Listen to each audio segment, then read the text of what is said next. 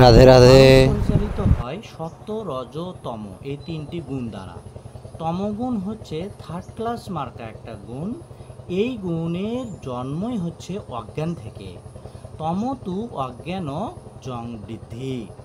এই তমগুণ জন্ম নিয়েই যে কাজটা করে তা হচ্ছে মানুষের জ্ঞানকে ঢেকে রেখে মানুষকে খারাপ পথে পরিচালিত করে। জ্ঞানম আবৃত তম প্রমাদে।